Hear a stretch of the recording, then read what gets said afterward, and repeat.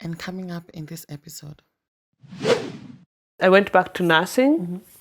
I also thought of how can I better my finances because I was now doing half-time. So you were introduced to this financial consultancy via the experience you had from an expert who's already in this field already doing that's it. it. And you were really impressed with the work that she did. I was very impressed. Okay, nice. I don't have direct contract with Deutsche Bank or Hypovereinsbank or Commerzbank. I don't have any direct contract with Generali, but I have a contract with Vermögensberatung, Deutsche Vermögensberatung, which on the other hand has the contract with them, so I'm able to use the products. So they introduce you to the big players in the financial industry. The big players.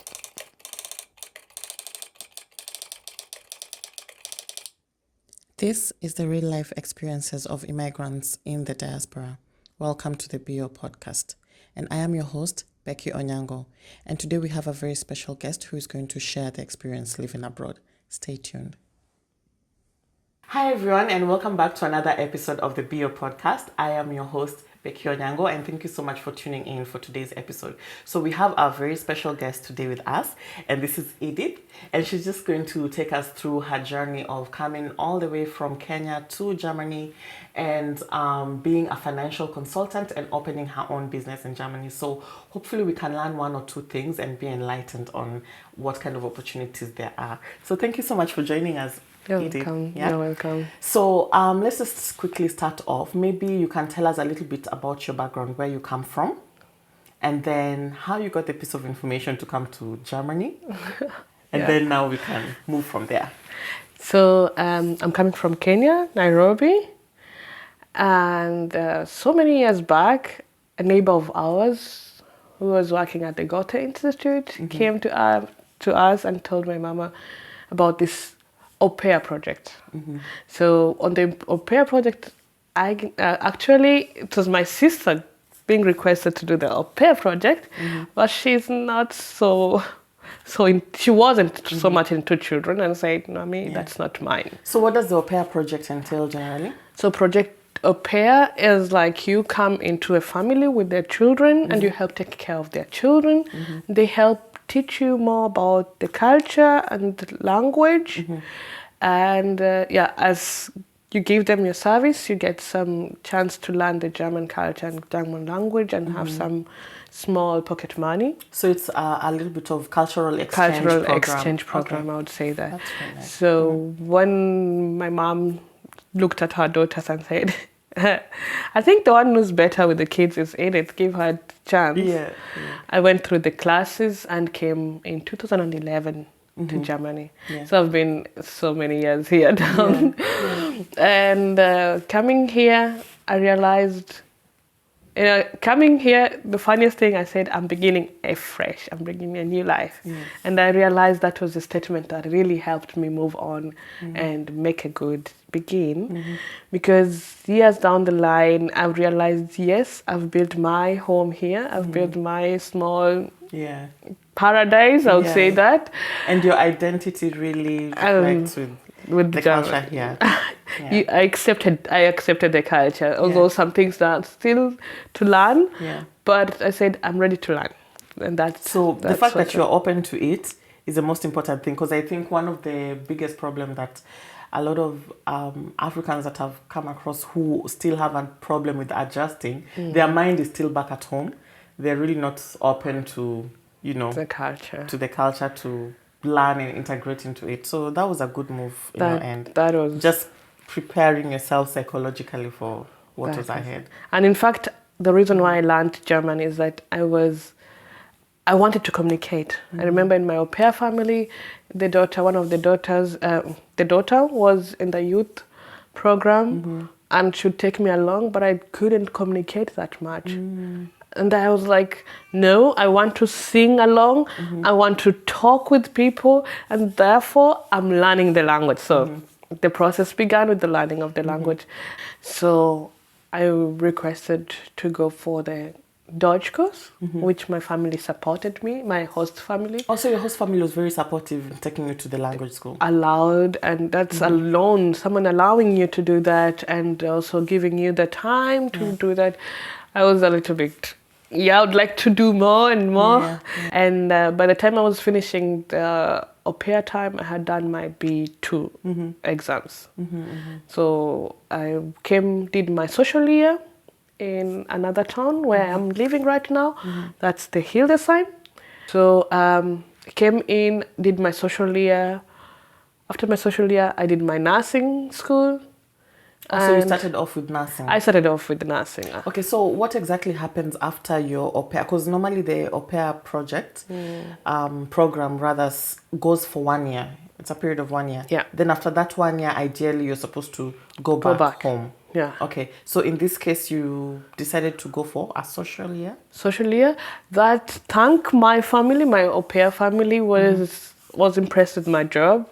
So they told me about the program, social year program, which the au pair organization was giving for those people who had come and were doing well in their host families. Okay. So they helped me get in contact with the au pair agency here in Germany, and the au pair agency connected me to the social year by Caritas. So what does the social year entails generally? So social year, you have a year where you're not working actually as a qualified person, like you're on helping. So you choose which sector in the social environments, which sector you want to work with. There's some who did in the hospital, there's some who did in the old people's home, there's some who did at the animal orphanages and all that. There's some who did in the forest, some who did in the children's sector like I did. So I went to the children's home. They called not children. Yeah, well, that one makes sense because you are already, you know how to deal with children. So I love it. It's my passion. For you, yeah. Okay. So I did my social year in the children. They call them Kinder- und Jugendhilfe, the children helping place, where the children live there. Those who are taken away from our families, those who need help, or some families cannot take care of their children and they need to give up their children to the government. And then my role was to help out. So I was the helping hand for the social workers. Okay. So for this social year, so it went for 1 whole year? 1 whole year, yeah. And during this time, do they give you any sort of income to sustain yourself? They do. In my side, it was... they did not only give me some, say, pocket money. They also gave me accommodation. Okay. So in that was area. In that area. That was very important for me because I was coming from au pair family in Frankfurt and coming actually in Offenbach, and I'm coming in a social year in Niedersachsen, in Hildesheim, and that's really big distance, and I didn't have another family here, so where to begin? I took one which has an accommodation, and that's where I was living for the 1 year until I finished it and began my nursing school. That's where I went to my first apartment. Wow. So after the social year, then during that time, you applied for a nursing program. In fact, I was too late.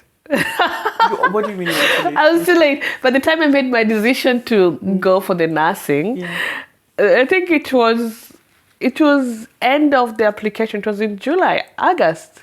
Also, normally and they're supposed to do earlier because they're beginning in August. Oh, so you sent in your application around July. My decision to go for an Ausbildung for training came late because I was thinking of going for studies, and I was to extend my social year with the 6 months. Yeah. But I was like calculating, I don't have any income. Where do I begin? I don't know I don't know the people, and so I decided to go for the training. And I thank God because there's a family which took me in and was helping me on paperwork. Their daughter was my friend at that time, and they became my family, and they were helping me on issue on how to apply for Ausbildung and what you need for that, what you need for this. So Ausbildung here means apprenticeship, yeah? Yeah. So this is apprenticeship in nursing. In nursing. Okay. So now, once you submitted the application, so that was in July, then you got a place by August. I submitted my application in August, and all places were done. And luckily, I did get one that was in the geriatric nursing. So I did geriatric nursing, which was totally out of my imagination. What does that entail? I really never, ever imagined myself working with old people. Okay. I loved old people, but with a distance, except my grandfather. My grandfather, my grandmother, those are the... Got And it. everyone else in the distance. And it's like God saying, you go serve me there. And I went back there. And I remember praying one thing, God, my goal in this service is to just help those people have a good end of their year, end of their life stage. So that was what I was aiming at, just making the people have a wonderful end time. And that brought me along. I was able to finish my training despite the challenges. And how long did it last? 3 years. 3 years, okay. And then afterwards, I was sure this is not where I'm going to work. I added some 6 months in order to qualify for something else. Okay. So now, just in retrospect, in terms of the residence permit during that time, so the first time when you came in as on an AuPair visa. Then you had to go, after the AuPair was finished, you had to go for a 1 year social year. Yeah. What kind of visa was that during that time? That was, I think it was working visa. Okay, so just a normal work permit. Normal work permit with, it's restricted somehow. Oh, it's restricted. It's also to work but not have any. There is anything else. Anything else, not to be self-employed or anything. To be employed, and there's employee visa, and there's that one which is you can do both employee, you can do your business and everything. Yeah. And then after that, then now you got the Ausbildung. That was also work visa. Oh, so that was also a work visa. Yeah. So it was not a student visa at that point. Student, it wasn't that direct because you're already earning something during your service. Oh yeah, so yeah, because normally during this Ausbildung or the apprenticeship, when you're studying, they also pay you. They pay you.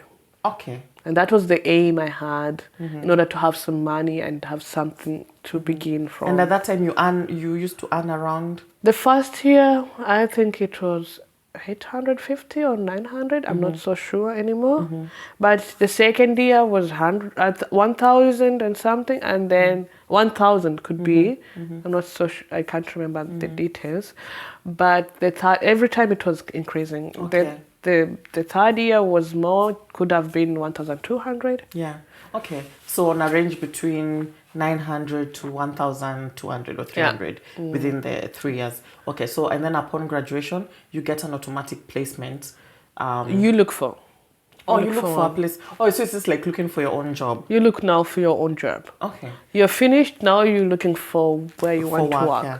So now, after you finished the Ausbildung, you mentioned that you did a 6 month. I first took 1 month break. Okay. I said, okay, it has been 3 nice years. Yeah. I need 1 month break. And I went home for 1 month. And I remember my mom saying, congratulations upon finishing. I was like, okay, yeah. It was good. Yeah. I did my 1 month break and then came back, but I'd already looked for a job. Yeah. I just organized everything that so by the time you're going, I had already secured my job, signed contract. Nice. I knew which day I'm beginning. Smart. Everything was done. Yeah. It was just having this breathing time that I took. So I had gone to an outside clinic intensive care, like a private nurse. And there, this organization was to pay also for my Weiterbildung, for my... what do they call it? Further studies. Okay. For the 6 months training. Okay. And what was the 6 month training for? What was it for? So that I can deal with intensive care patients at home. Okay. So because the ones that you're dealing with were based in a hospital or so. The training I had was geriatric, and it meant working at a home, old people's home, or working in the hospital under the geriatry. So after the 6 months, it so happened I just finished my nursing top-up class, and I got pregnant. Oh, so by the time you're finishing the 6 months, so that you can be able to have work, the qualification to take care of someone at home, then you got pregnant. I got pregnant. So you had to go. I was out for 2 years. And I would say that's the most changing moment, because that's where the idea came on what type of a job do I want to have. So standing there as a mama, I had dedicated myself. I want to be in her life. I want to be a working mom, but still be in my daughter's life. Because By the way, disclaimer, guys. Normally in Germany, the good thing about this country that I would say I appreciate is the fact that they have, programs in place, and also when you are a mother, you are supported with up to 3 years maternity leave. That's true. And it's paid, meaning you get a certain percentage of your salary depending on how much you earn. You get like 60% or 30% or something lower than that. But you also do get support for kindergarten. Also, your child gets some money based on that. But you have a lot of time as a mom during that time to also think and to strategize about your career or what you want to do. So this is exactly what was happening to you at that time. That was happening to me. I had to leave work earlier because in the intensive care, we come in contact with fluids, and when you're pregnant, you stop. So I'd taken my time into thinking on what I want to do. And that's when it came to me. I would like to have something which I'm flexible. Yeah. I didn't know how hard it's going to be or how easy it's going to be, but it was my goal to have something that I'm flexible, I'm able to be there for my daughter, at the same time also learn and earn better. I went home. After, I did a lot of things in that period. I did some drama. I was acting. So you're an actor, yeah? A little bit. So I did acting for half a year. I had a contract with another organization. They have children. They do children drama, and they perform everywhere. So I was part of them. And then next half a year, I went home for like nearly 2 months, trying to relax myself and figure out. And I was there thinking, going on employment as a nurse and raising the kid, I don't know how it's going to be. At that time, I was still a little bit stressed out with the situation of how am I going to organize it all. So as a single mom at that point, I was thinking on how best can I do it? Someone told me I have a luxury problem because I had the potential to go back to nursing and do and discuss. So that's definitely a luxury problem. I said, okay, if I'm to go back, then these are my conditions. I put my conditions.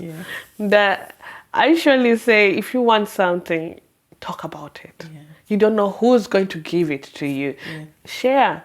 Like share your dreams, your goal, and what you're aiming at, and you find someone having some tip, and it helps.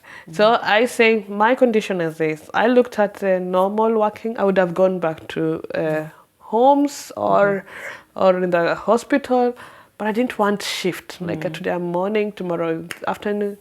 I thought of going back to the intensive care because it's 12 hours, but this time I thought of doing half time. Instead of full time, half time. So I have, instead of 14 days, I have 7 days.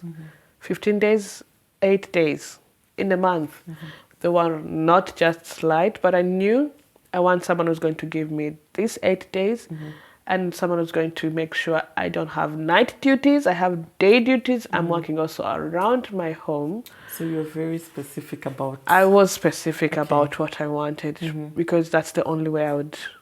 And that's what I did at the interviews. I said, are you near Hildesheim or in Hildesheim? Yes. And these are what I'm going... What your conditions are. Yeah. Wow. And it so happened that I got a company which said yes to all, including transport and everything. And I remember the first thing I did is like, where is the Haken? Where is that? Am I buying now a cat in a bag or something? Because it was all like yes, and everything I was asking. It looked too good to be true at that point. Too good to be true. Yeah. But it's a good company. I did like it. Yeah. I worked with them for some time. And when I realized I was ready to do some new training, I started it. Okay. So I went back to nursing. I also thought of how can I better my finances because I was now doing half time. We are 2 people. that one person and full-time is no more, you realize it's really tight. So I went back. During that time, I had the lady who a friend had recommended, and because I was having some tight issue with my money and financial status, I got advice from this lady, and she was a financial consultant. This was a big help. I didn't know how this small money plus kindergeld and all that would help me, but it did. She really organized. She organized my papers. I had a lot of contracts from the bank. I was dealing with 2 banks, and therefore everyone was selling me and giving me things every time. And I didn't have an overblick. So this lady comes in, organizes, tells me, how do you find this? So she organized everything, and my small money was fitting, just fitting. And I said, oh, this is good. I asked him, then I asked her, what does someone need to qualify to be? Okay. And so you were introduced to this financial consultancy via the experience you had from an expert who was already in this field already doing it. And you were really impressed with the work that she did. I was very impressed. Okay, nice. I was more than impressed. It was, getting you in a jungle and trying to cut off things in order for you to get some path and see, oh, there's some light, I can do it. This was so encouraging. And I remember calling my friend in Frankfurt that time. I was like, have you ever imagined having a financial consultant? It was something, you're coming in, you're having someone looking at your issues. You tell a goal and she can strategize and tell you, it is, okay, to get to that goal, we'll need to do this and that. And I'm like, cool. It was making me feel cool. Yeah. At that very point, I wasn't thinking of me, myself doing that, but I felt like, I think people should know about this service. Yeah. And then that's how I came into recommending people. And when I asked her about it, she was shocked because she had once proposed if I wanted to work as a recommender. And I was like, actually, my head was too full. At that time? At that time, my head was too full. I couldn't think of any other thing. Please don't. I'm trying to sort out myself. So she comes in. I feel so impressed with her work. I recommend her, and I get so interested in knowing how does she do that. And then I decided I'd like to learn. That's why I asked her, what do I need to get to that? And then she takes me to their direction and they teach me. And slowly by slowly, I come into this training. So she's the one who guides you rather on how to break into this industry of financial consultants in Germany. Because she was holding my hand, telling all the way through. Nice. And the organization is good, well made, that someone holding, we call them coaches, someone come your coach, guides you because you're new. The company policies, not only company policies, we're having also the organizations so with whom we work with. So you're like, okay, at the bank, we do this, with the insurances, this, and then every topic is covered during the whole training. Okay, so now I just want us to delve a little bit deeper into this and just put a name tag on every process. Yeah. So at this particular point, you are still working for this hospital as a nurse. I'm working for this organization, this nursing company. Yeah. Then you come across this lady who helps you to sort you out financially. Yeah. And does the consultation to help you, advise you on where to put your money generally. That's true. Okay. So take us through what the name of the organization where she was working for, and what kind of introduction she did for you in terms of training, to which schools, and what kind of licenses that you had to learn, to take up. Yeah. So she worked under Deutsche Vermögensberatung, and that's where I'm working right now. And she took me into the basic classes, and from the basic classes I was introduced into the assistant consultant. Financial consultant. We call it Assistant Vermögensberaterin. So there you get more training to know what is insurance, which insurance do we have, which products are there under the insurances. Okay, when you're looking at the bank products, what are the bank products? Which products do we also help to give to the clients? And then you look at the housing finance. They're introducing you to the main job, but on a smaller doses. So knowing how to get information from contracts. Now you have a contract. What are the main information, key information you have to look at when you're having a contract? What makes the change when you twist a word or when you twist a percentage? What such things are trained. So it's what I call it, it's not like you come, I couldn't manage that thing of going out into the university to learn that. You can decide to have it as a Ausbildung, where you're creating time for school and creating time for practical. You can decide to go into the university and studying it with Wirtschaft studium studies. And mine was bilateral, like you nebenbei. You're learning, you have, like I have the 3 years, and I have to organize when my classes are, how my classes are going to be. So is this some sort of Ausbildung? Or? Sort of Ausbildung, I would say. You're doing it for 3 years. You're doing it for 3 years, and then you have, like for the first year, you have a date where you have to do the exam. Okay. So it's up to you to plan your time. Yeah. So for every level, you have a date to do your exam. So you plan your training time, your class time. So the training is being offered by Deutsche Vermögensberatung. That is a very big plus, because if I was to pay for that at the IHK is that it's an organization that deals with trade.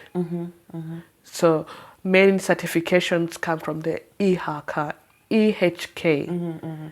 So if you were to get a course from them, it costs, most of the courses cost more than 4,000, 5,000. And getting it, as in you're dealing with the Deutsche Vermögensberatung, and they give you the platform where you get to learn, prepare for the exams. You pay your own exams, and you continue. Okay. You continue dealing with them. Yeah, so they offer the training, then you get the certification from EHK.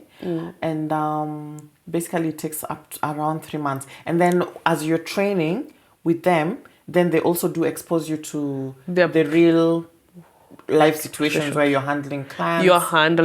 You're already having, because you're building, they're helping you build up. So the moment you have become an assistant, they are like, oh, you're ready to do the job. You're showing, I want to do that. So you're ready to do the job. They give you they help you. You're now Vermögensberater, assistant. The work is different. You still can do you can do other jobs, can be employed somewhere and do there. And here you're just doing a small part, learning small part. So the moment you become fully Vermögensberater, then your main job is that. So you're self-employed, but they stand still, and you're still under their umbrella. Okay. So in order to use their products partners, I don't have direct contract with Deutsche Bank or Hypovereinsbank or Commerzbank. I don't have any direct contract with Generali, but I have a contract with Vermögensberatung, Deutsche Vermögensberatung, which on the other hand has the contract with them, so I'm able to use the products. So they introduce you to the big players in the financial industry. The big players.